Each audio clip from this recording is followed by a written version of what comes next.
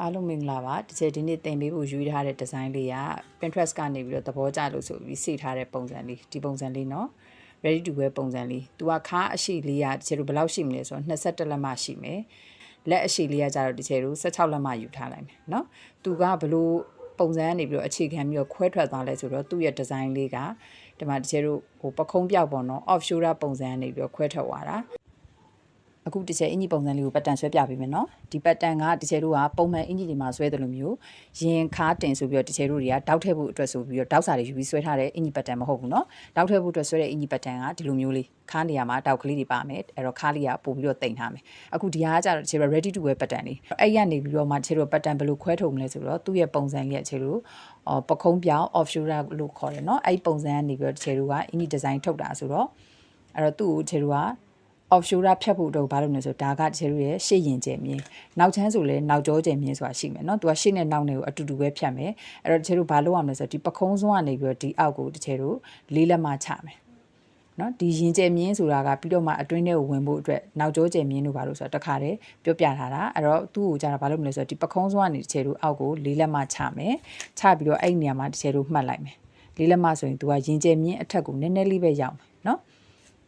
အဲ့တော့ဒီကနေပြီးတော့ခြေတို့ဘယ်လောက်ဆွဲမလဲဆိုတော့လေးလက်မအဲ့တော့အဲ့ဒီမှာဒီခြေတို့ကမြင်းလေးတစ်ကြောင်တစ်ခါထပ်ပြီးတော့ဆွဲလိုက်မယ်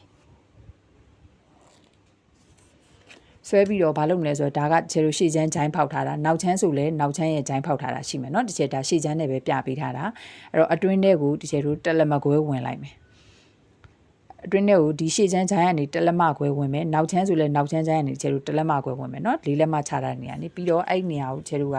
ဒီဘက်ကရင်နေရာမှာဆွဲထားတဲ့ဒီဂျိုင်းထိတ်ကလေးနဲ့ဒီလိုလေးဆက်လိုက်မယ်เนาะဆက်ပြီးသွားရင်အဲ့ဒီမြင်းအကျယ်ရဲ့တဝက်ကိုဝက်ပြီးတော့ဒီအောက်ကိုဒီခြေတို့တက်လက်မချမယ်ဒီထိတ်နဲ့ဒီထိတ်ကိုတဝက်ဝက်ပြီးတော့တက်လက်မချပြီးတော့အဲ့တက်လက်မနေရာကိုဒီခြေတို့ကဒီလိုမျိုးလေးပေကွေးလေးနဲ့ဆွဲမယ်เนาะဒီမှာဒီခြေနေနဲ့အရှိန်လွန်သွားတယ်ဒီကနေပြီးတော့ပေကူးလေးနဲ့ဆွဲလိုက်မယ်ဆိုရင်ဒါဆိုရင်ခြေတို့က off shoulder ပခုံးပြောက်ရဲ့ဂျိုင်းပေါက်ရပါပြီအဲ့တော့ခြေတို့ဖြတ်မယ်ဆိုရင်ဒီမှာဒါရှေ့ချမ်းလေးเนาะရှေ့ချမ်းဆိုရင်ဒီ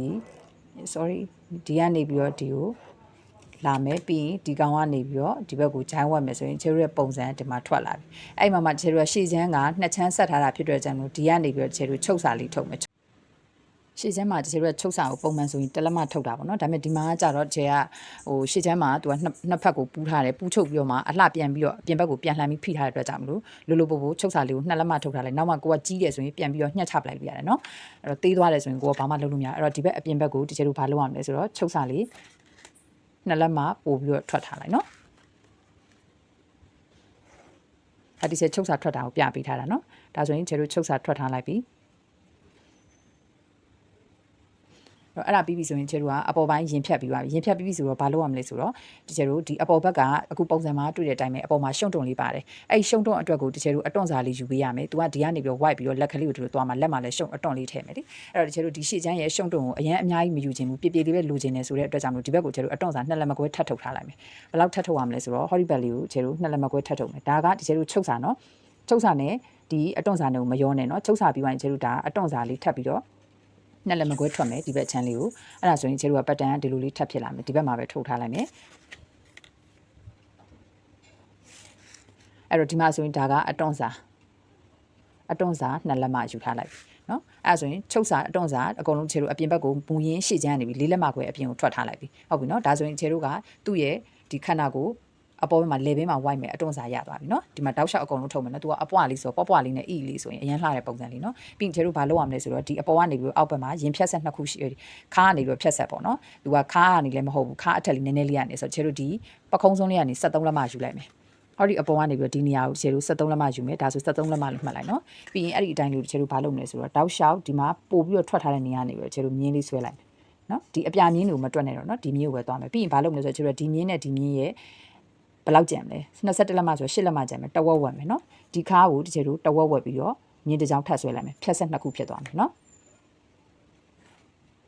အခုဒီတိုင်းဆွဲရမယ်ဒါဆိုရင်ဒါကအပေါ်ဘက်ကဒီအနီကနေဒီကဖြတ်ဆက်တစ်ခုဖြတ်ဆက်1ဒါကဖြတ်ဆက်2ဒါကဖြတ်ဆက်3ဒီကျတို့အတွန့်ထည့်မှာကဒီအပေါ်ချမ်းမှာထည့်စရာမလိုဘူးဒီအောက်နှစ်ခုမှာရှုံ့တွန့်လေးအတွန့်လေးထည့်သွားတာအဲ့တော့ဒီအတွန့်စာကိုဘယ်လိုယူမလဲဆိုတော့ဒီမှာအပေါ်ချမ်းကိုဒီတိုင်းပဲထားမယ်နော်ဒီမှာကသူကဖြတ်ဆက်ဆိုရင်ဖြတ်ဆက်ရဲ့ထုံးစံနော်ဖြတ်ပြီးချုပ်စာထားမယ်နော်ဒီအပေါ်ပိုင်းမှာလည်းဖြတ်ဆက်1မှာလည်းချုပ်စာထွက်မယ်ဖြတ်ဆက်2တွေမှာလည်းဖြတ်ဆက်2မှာဆိုရင်အပေါ်အောက်ချုပ်စာသွားမယ်ဖြတ်ဆက်3မှာဆိုရင်သူကချုပ်စာတစ်လက်မှပို့မယ်ဒါကအောက်ဘက်ကိုနော်အဲ့တော့လောလောဆယ်ကတော့ကျတို့8လက်မှကွက်တီပဲဒီမှာချုပ်စာလေးကဒီကောင်ဆိုရင်အပေါ်အောက်သွားမယ်ဖြတ်ဆက်2ကဒီဖြတ်ဆက်3ဆိုရင်အပေါ်မှာချုပ်စာ4စိတ်သွားမယ်အောက်ဘက်ကိုချုပ်စာတစ်လက်မှသွားမယ်ဖြတ်ဆက်1ကကျတော့အောက်ကို4စိတ်အပေါ်ကို4စိတ်အဲ့လိုလေးသွားမယ်ဒါချုပ်စာကိုပြောထားတာနော်အခုကျတို့အတွန့်စာယူမယ်အတွန့်စာယူမယ်ဆိုရင်ကျတို့ဘာလုပ်လဲဆိုတော့ဒါဖြတ်ဆက်2ရဲ့အတွန့်စာယူဖို့အတွက်ကိုဒီကနေပြီးတော့ဒီအကျယ်ကိုကျတို့3ပုံလိုက်မယ်ဟောဒီထိတ်ကနေအကုန်လုံးချုပ်စာတွန့်စာထုတ်ပြီးသားနေဒီဘက်ငကိုမူရင်းနေရာကို3ပုံလိုက်ပြီးတော့အဲ့3ပုံရဲ့တစ်ပုံကိုကျတို့ဒီဘက်ကိုပြန်ထွက်မယ်ဘယ်လောက်ရှိမလဲဆိုတော့ဒီကလေးပတ်တန်အသေးလေးဆိုတော့2 8အဲ့ဆိုရင်ကျတို့ဒီကနေပြီးတော့ပြန်ထွက်လိုက်မယ်အဲ့ဒါကဘာကြောင့်ဒီကောင်ကရှည်ထွက်လာလဲဆိုတော့ဒီကအတွန့်ထင်မှာပြီးရင်အဲ့ရှည်ထွက်လာတဲ့အတိုင်းကိုကျတို့ဘာလုပ်မလဲဆိုတော့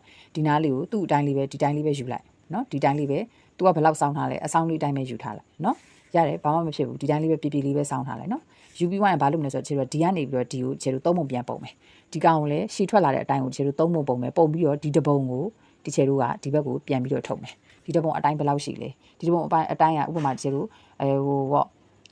30ရှိ5ရှိအလွယ်ပြောတာပေါ့နော်အဲ့ဒီတိုင်းလေးကိုကျတို့ဒီဘက်ကိုပြန်ပြီးတော့ထုတ်လိုက်မယ်အဲ့ဒါကကျတို့ခါအတွက်ပြီးသွားရင်ဘာလုပ်မလဲဆိုတော့ဒီမှာဒီအတိုင်းလေးကိုမြင်းအတိုင်းကိုအရှိလေးဆွဲလိုက်မယ်ဆွဲပြီးအခုဒီမှာဒီကျတို့ဒီတိုင်းလေးစောင်းစောင်းလေးဆိုသူ့ဒီတိုင်းလေးပဲယူလာခဲ့လိုက်ဒီလိုလေးစောင်းစောင်းလေးယူပြီးတော့ကိုယ့်ရဲ့အရှိအဆုံးကနေပြီးတော့ဒီတိုင်းလေးလာခဲ့လိုက်နော်ပြီးတော့မှဒီနားလေးမှာဘယ်လိုလုပ်မလဲဆိုတော့သူ့ခါလေးတိမ်သလိုပဲကျတို့နည်းနည်းလေးကွန့်ခြင်းဒီလိုလေးကွန့်လာဒီနားလေးမှာလည်းသူ့ရဲ့ခါပေကွေးလေးတိုင်းပဲအဲ့လိုလေးပြန်ပြီးတော့ကွန့်လိုက်လို့ရတယ်ဒါမှတစ်ခုရှိရဲဒီကနေပြီးတော့ကျတို့တင်မြက်နေအပေါ်တက်လက်မတက်ထားတယ်တင်မြက်ကနေတက်လက်မတက်မယ်နော်ဒီလိုလေးလာမယ်လာပြီးသွားရင်အခုဒီမှာသူ့ white တယ်လို့ပဲဒီအစွန်းဘက်လေးရောက်မယ်ဆိုရင်ကျတို့ကအသားလေးဒီလိုလေး white ပေးလိုက်အဲ့ဒါဆိုရင်ဒီကောင်လေးတွေကိုရှုံ့တုံလေးထုတ်ပြီးတော့ကျတို့ရှုံ့တုံလေးလုပ်မယ်လုပ်ပြီးတော့ချုပ်လိုက်မယ်ဆိုရင်အခုအင်ဂျီဒီဇိုင်းမှာပါလာတဲ့အတိုင်းထွက်လာပြီဒီကောင်လေးကိုလည်းရှုံ့တုံလေးလုပ်ပြီးတော့ထားလိုက်မယ်เนาะဒါဆိုရင်ကိုယ်ရရလာပြီနောက်ချမ်းကိုလည်းအတူတူပဲနောက်ချမ်းကကြတော့ကျတို့ဘာလဲဆိုတော့မပိုသွားတာကနောက်ချမ်းကအတွန့်စာထည့်ရမယ်ဒါပေမဲ့နောက်ချမ်းကထုတ်ဟိုကျတို့ဘယ်လိုခေါ်မလဲချုပ်စာထည့်စရာမလိုဘာလို့နောက်ချမ်းကဒီနေရာကျတို့ခောက်ယူနေသွားမယ်เนาะရှေ့ချမ်းနဲ့နောက်ချမ်းအပေါ်မှာယူတာတွေကအတူတူပဲပကုံးစုံ၄လက်မချတာလည်းအတူတူပဲเนาะအဲ့တော့ရှေ့ချမ်းပူသွားတာချုပ်စာပဲပို့မယ်အဲ့ဆိုရင်ကျတို့ကိုယ်ရရပါပြီအဲ့တော့လက်ကိုပြောမယ်เนาะလက်ကြတော့ကျတို့ဘယ်လိုယူမလဲဆိုတော့လက်ကိုချုပ်ဖို့အတွက်ကိုကျတို့ကအင်ဂျီမှာကျတို့ဘယ်နှလက်မယူထားလဲဥပမာအင်ဂျီမှာ9ခွဲယူထားတယ်ဆိုရင်လက်ကကျတို့ပုံမှန်ဂျိုင်းဆွဲတယ်လို့ပဲဟို fitting မှာဆွဲတယ်ပဲလက်ခွန်ခွဲဆိုရင်ဂျိုင်းကိုကျတို့8လက်မချမယ်ဒါဆိုရင်ကျတို့ဂျိုင်းတိုင်ကိုအရင်ဆွဲလိုက်မယ်เนาะဒါဂျိုင်းတိုင်လိုပဲထားလိုက်ဒါဆိုရင်ကျတို့8လက်မထားလိုက်အဲ့တော့ဒီမှာပကုံးကနေကျတို့ဘယ်လောက်ချထားလဲ4လက်မဆိုရင်ဒီကနေပဲကျတို့4လက်မချမယ်เนาะပြီးရင်ဒ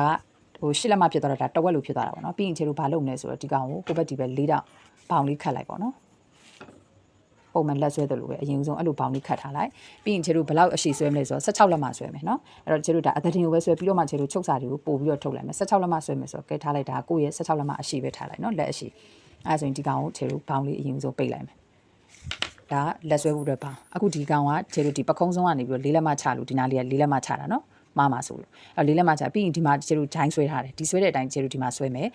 ဒီကနေပြီးတော့ဒီအရှိကိုကျတို့တိုင်းလိုက်မယ်ဥပမာ6လက်မရှိလား9လက်မရှိလားအဲ့ဒီအတိုင်းလေးကိုကျတို့ဒီမှာယူမယ်ဒီထိတ်ကနေပြီးကျတို့ပေတံလေးကိုထောက်မယ်သူ့ရဲ့ဒီကောင်အတိုင်းသွားတယ်လို့လေးပဲသွားဥပမာဒီကနေဒီအရှိက9လက်မရှိတယ်ဆိုရင်ဒီ9လက်မလေးဒီနားမှာစုံနေဆိုရင်ကျတို့ဒီလိုလေးသွားလိုက်မယ်ဟုတ်ပြီနော်ပြီးရင်ဒီမှာဆွဲတဲ့အတိုင်းပဲတဝက်ဝက်မယ်အဲ့တဝက်ကနေပြီးတော့ဒီမှာ sorry ဒီဘက်အတွင်းထဲကိုတလက်မလေးဝင်လိုက်မယ်ဒါဂျိုင်းဝိုက်ဖို့အတွက်နော်အဲ့တော့ဒီလိုမျိုးလေးဝိုက်လိုက်မယ်ကျတော့နည်းနည်းလေးတွန့်သွားတယ်အဲ့ဒါဆိုရင်ကျတို့ဒီကဂျိုင်းဝိုက်တာနဲ့ဒီကဂျိုင်းဝိုက်တာနဲ့တက်ထက်ထဲဖြစ်မယ်နော်ဒီမှာတော့ဒီချက်ဆွဲတာနည်းနည်းလေးလိုသွားလို့ပုံမှန်ပတ်တန်အကြီးဒီမှာဆိုအတူတူပဲထွက်လာမယ်ဘာကြောင့်လဲဆိုတော့သူကဒီဂျိုင်းနဲ့ဒီဂျိုင်းနဲ့အတူတူပဲမို့လို့နော်အဲ့ဒါဆိုရင်ကျတို့ကလာပြီးရင်16လက်မနေရာမှာဒီကျတို့ကလက်ဝါကိုဘယ်လောက်ယူထားလဲလက်ဝါဥပမာ17ယူထားလား17ယူထားတယ်ဆိုရင်လက်ဝါ17ဒီကနေပြီးတော့17ကျတို့အရင်ဆုံးအဲ့တိုင်းလေးပဲအရင်ယူထားလိုက်မယ်တကယ်လို့ဒဲယူထားလားဒဲယူထားတယ်ဆိုလေကိုကဒဲလေးပဲလိုချင်တယ်ဆိုဒဲလေးပဲယူလိုက်ပါတော့အခုသူ့ရဲ့ပတ်တန်အတိုင်းလေးဆိုတော့ဒီကျတို့ကဒဲမယူအတွင်းထဲကိုဒီကနေဒီအထိအကျဲ8လက်မရှိတာကို1လက်မဝင်ပြီးတော့ကျတို့လက်ဝါလေးကို9လက်မဒါပြီးမှပတ်တန်ဖြတ်ထုတ်မယ်နော်အဲ့တိုင်းလေးယူလိုက်မယ်ပြီးရင်ဒါဆိုရင်ပုံမှန်လက်ကလေးရပါတယ်အဲ့မှာမှဒီကျတို့ကသူ့ရဲ့လက်ပုံစံလေးကဒီနားလေးမှာရှုံ့တုံလေးထည့်ထားတယ်ရှုံ့တုံထည့်ထားတယ်ဆိုတော့ဒီကျတို့ကဘာလုပ်ရမလဲဆိုတော့သူ့ကိုဒီမှာအတွန့်စာလေးထပ်ပြီးတော့ပေါင်းပေးရမယ်ဟုတ်ပြီနော်အတွန့်စာလေးထပ်ပေါင်းမယ်အတွန့်စာထပ်ပေါင်းမယ်ဆိုတော့ကျတို့ကသူ့ရဲ့အခုအင်ဂျီပုံစံမှာပါတဲ့အတွန့်စာလေးဆိုရင်ကျတို့နည်းနည်းလေးပဲပြပြလေးပဲဆိုတော့ဟိုရင်2လက်မပဲပေါင်းထားလိုက်မယ်ဒီကောင်နော်တကယ်လို့အတွန့်များများကြရင်3လက်မအဲ့လိုမျိုးယူလို့ရတယ်အဲ့တော့ဒီမှာ2လက်မဆိုရင်ဒီဘက်တောက်လျှောက်အထီကိုကျတို့လက်ဝအထီကို2လက်မဒဲယူလိုက်ပြီးရင်ဒီလိုလေးလာလိုက်အဲ့တော့ဒီမှာအတွန့်လေးထည့်တယ်ဆိုရင်လက်ကနည်းနည်းတူသွားမယ်ဒါထုံးစံမယ်အတွန့်လေးပါမယ်ဆိုဒီအတွန့်စာကြောင့်လက်ကတူတတ်တဲ့အတွက်ကြောင့်လို့ဒီချေတို့ကဒီမှာသူ့ကိုအပြင်ဘက်ကိုအတွန့်စာ16လက်မနေပြီးဒီဘက်ကိုဒီချေတို့ ဟိုရင်းထုတ်လိုက်တစ်လက်မဆက်ထုတ်ပြီးလိုက်နော်အတွန့်စာတကယ်လို့နည်းနည်းလေးရှည်ခြင်းနေဆိုတစ်ခွဲထုတ်လို့ရတယ်ဒီချက်တစ်လက်မထုတ်လိုက်မယ်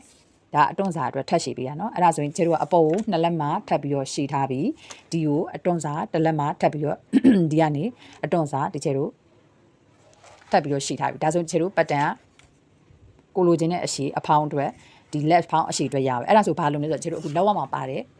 အတွန့်စာအတွက်ဖြတ်မယ်နော်လောက်အောင်မှာပါတယ်အတွန့်လေးအတွက်ဖြတ်မယ်ဆိုရင်သူ့ကိုလည်းဒီဘက်လောက်ထားမယ်ဆိုတော့ဒီချက်17လက်မနေရာနေယူလိုက်မယ်ဒါဆိုရင်17လက်မပဲထားလိုက်အဲ့နေရာမှာဒီချက်တို့ဟိုအင်ကြီးမှာဆွဲတယ်လို့ပဲမြင်းလေးဆွဲထားလိုက်ပြီးရင်ဘာလုပ်မလဲဆိုတော့ကိုအတွန့်ဘယ်လောက်လိုချင်လဲပေါ့နော်ဒီချက်ဒီမှာအတွန့်ကိုအရင်အများကြီးမထည့်ဘူးဆိုတော့ဒီပခုံးမှာထည့်တယ်လို့ပဲအတွန့်နည်းနည်းပြပြလေးပဲရှုံးတော့ပါရီလေးကလေးပဲထည့်မယ်ဆိုရင်ဒီချက်ဒီဘက်မှာသူ့ကို2လက်မဒီထဲကိုသွားလိုက်မယ်ဒါဆိုရင်2လက်မထွက်တယ်ထားလိုက်နော်ဒီနေရာမှာ2လက်မဒါမှမဟုတ်ရင်လည်းဒီချက်3လက်မထုတ်လိုက်လို့ရတယ်နော်အတွန့်များခြင်းရင်များခြင်းတို့ဒီဘက်ကိုပို့ထွက်ပြီးပါပြီးရင်ဒီချက်ဒီမှာခု2လက်မထွက်ထားမယ်2လက်မထွက်တယ်ဆိုရင်ဒီမှာလက်ဝကိုဒီချက်တို့သူ့အတိုင်းတိုင်းပဲအညီဆွဲချပလိုက်သူ့ကိုကြတော့လက်ဝမသိမနေနဲ့တော့เนาะဒီမှာတဲ့တာဆွဲချပလိုက်တော့အဲ့လိုမျိုးလေးထားလိုက်တကယ်လို့ကိုကခုနဒီဆွဲတဲ့အတိုင်းပဲတိတ်ချင်းနေဆိုလေဒီကနေပြီးတော့ဒီလိုတက်လက်မဝင်ပြီးတော့ဒီလိုလေးလာလိုက်အဲ့လိုရတယ်เนาะအဲ့တော့ကြိုက်တယ်လို့ဆွဲလို့ရတယ်တဲ့လည်းဆွဲလို့ရတယ်ဒီဘက်ကိုအတွင်းထဲကိုတက်လက်မဝင်ပြီးဆွဲလို့ဒီလက်အတိုင်းပဲဆိုရင်သူ့နဲ့အတူတူပဲတက်လက်မဝင်ပြီးဆွဲလိုက်ပြီးရင်ဘာလုပ်ရမလဲဆိုတော့ဒီမှာလက်ရဲ့ဒီနေရာမှာဖြတ်ထားတယ်ဆိုဒီမှာလည်းချုပ်စာပါမယ်ဒီမှာလည်းချုပ်စာပါမယ်၄စိပ်ပြီးဒီလက်ဝမှာဒီချေတို့ကချုပ်စာဘယ်လောက်ထည့်မလဲအနားလေးခောက်ဖို့အတွက်ကိုချုပ်စာတက်လက်မထုတ်မယ်နောက်ဒီမှာဒီနေရာမှာကဒီကောင်ကဒီချေတို့ကဒါပခုံးဒီအင်ဂျင်နဲ့လာပြီးတော့အင်ဂျီရဲ့ဒီပုံမှာထားမယ့်နေရာဟုတ်ပြီနော်ဒီနေရာကဒီပုံမှာအင်ဂျီမှာအခုတမလို့အင်ဂျီမှာကြည့်လိုက်နော်အင်ဂျီမှာဒီလက်ဖောင်းလေးနေရာမှာဒီလိုမျိုးလေးဝိုက်ကလေးသွားတယ်ဒီမှာလာမယ့်နေရာဆိုတော့ဒီနေရာမှာလည်းဒီချေတို့ကချုပ်စာ၄စိပ်ကလေးထားပြီးမယ်အဲ့တော့ဒီလက်ဝါချုပ်စာတက်လက်မှာဒီနေရာဒီမှာချုပ်စာကတစ်ဖက်ကို၄စိပ်စီထားမယ်ဒီမှာလည်း၄စိပ်ဒီမှာလည်းချုပ်စာ၄စိပ်ထားမယ်အဲ့ဒါဆိုရင်ချေတို့ကလက်ပုံစံလေးထွက်လာပြီအဲ့တော့အင်ဂျီကိုရှေ့ချက်နှစ်ခုကိုရှုံတုံလေးတွေထည့်ပြီးသွားရင်ချေတို့ဘာလုပ်မလဲဆိုတော့ဒီမှာနှစ်ချမ်းကိုပူးလိုက်အခုသူဒီဇိုင်းမှာပြန်တယ်ပူးပြီးတော့ချုပ်စာလေးကိုအပြင်ဘက်ကိုလှမ်းပြီးအလှချုပ်လိုက်ဒီအပေါ်မှာအခွဲထားလဲဆိုကိုလိုချင်တဲ့အခွဲလေးထားပါတော့ပြီးရင်အဲ့ကိုရယ်လေးနဲ့လက်ကိုလည်းတစ်ခါလေးရှုံတုံလေးလှုပ်ထားကိုရယ်လေးနဲ့လက်ကလေးနဲ့ကိုတွဲပြီးတော့ချေတို့ချုပ်လိုက်ပြီဆိုရင်အင်ဂျီဒီဇိုင်းလေးထွက်လာပါပြီအားလုံးပဲအဆင်ပြေကြပါစေ